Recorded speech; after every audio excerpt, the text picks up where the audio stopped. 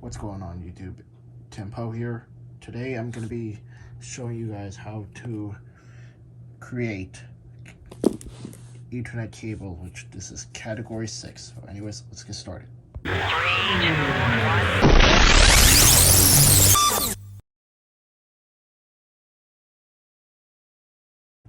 So what you need is, the supplies you're going to need is a box of a wire, which this is category 6 I'm using. You can do CAT5E as well, but I prefer CAT6. This is the 23 gauge CMR, which you can find these at your local Lowe's or Home Depot, whatever one you're closer to that has it. You can get that there.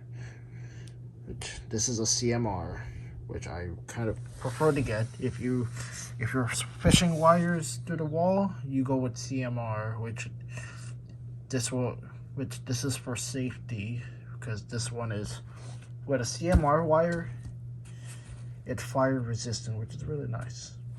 And another thing is you're gonna need some tools. For your tools, you're gonna need a cable crimper, which this is by Klein Tools, a cable tester, and you're gonna need connecting ends along with strain relief boot, which it is optional to have some strain relief boot, but I kind of recommend you get the strain relief boot just to protect it. So now let's go and get started. Oh, and also you're gonna need some scissors in case, which is what I almost forgot to mention. Okay, so basically you can order these tools, which is this cable tester. How this cable tester works is you can keep it like this, or if you're running long distance, this is the remote, which you can go as long as you'd like. And also this this wire crimper right here, it can even strip the wire as well, and also cut it. Another thing is, since these are, and before I talk about how that works, with these connectors, these are pass-through connectors, which is a lot more which it makes it really modular. And you can get in it with these connectors. It comes with strain relief boots. So this is this company is called ITBB, and also Klein Tools. I'm not sponsoring them or anything like that, so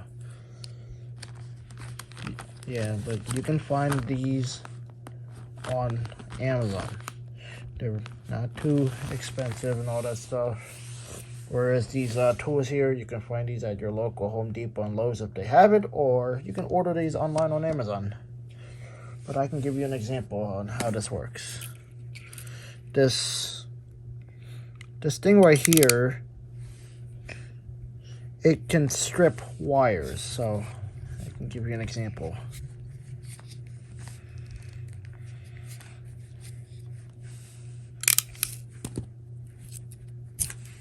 See, just like that. And here's where the scissors can get really handy, which this is what I forgot to mention. You would need some scissors. Is that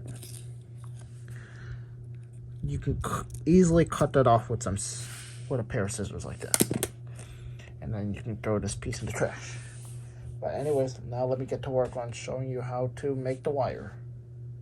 After you strip the wire, take this strain relief boot before you put in the these connectors. So let me go ahead and do that right now.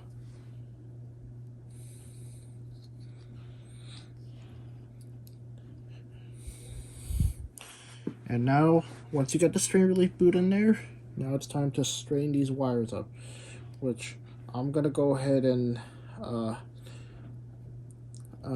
pause so you guys don't get bored watching this.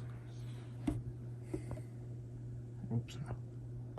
Alright, so what I did is I had to straighten this wire using the chair like this.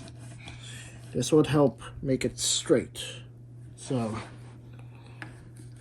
what you want to do is, if you did it right, for example, I'm making so what I'm going to be doing is I'm making T568B straight through wires, which, another thing about this cable crimper, it shows a wiring diagram for T568A and B, and also it does for RJ11s as well, which I'm not doing, which I don't make. So in my configuration, I'm going to be doing T568B because it seems to be the more common, use than T568A. So if you got these straightened out, so if you're making T568B like I am, you do oh, and it does it on the back here too, where you do orange, white, orange, green, white, blue, blue, white, green, brown, white, brown. Here's the thing. These are pass-through connectors, which if you're able to get all of them in, then that's great. So let me go ahead and pause so that way I can try to get this in. Okay, so before I started this video, what I did is I had to trim off a bit of excess, and once you got all the wires aligned in the right position, this is orange, white, orange, green, white, blue, blue, white, green, brown, white, brown. And what you do is you stick it in, and it should all go through like this.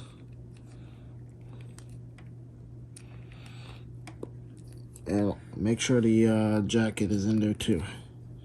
But before you do any crimping, make sure you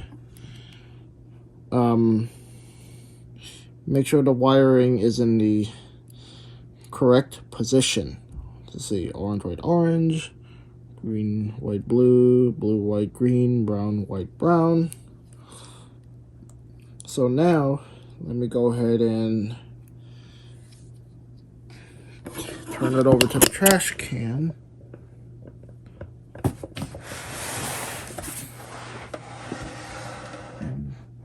And give you an example.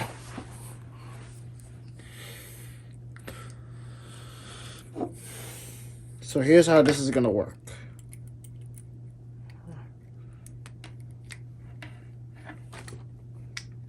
Alright. You see, it's almost perfect, but you can easily get this off by doing this. And now there you go. And all you got to do is put the strain relief boot. Make sure it's pushed up if you can.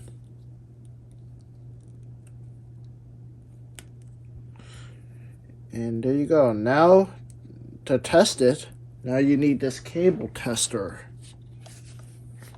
Now I'm going to go ahead and start plugging one end on this, and take the other end, which is this remote part. I'm going to take the other part and start plugging it into the RJ45 of this remote. And now, push this button, and boom, there you go. And that is how you make a CAT6 straight through cable using T568B, which you make sure if you're doing,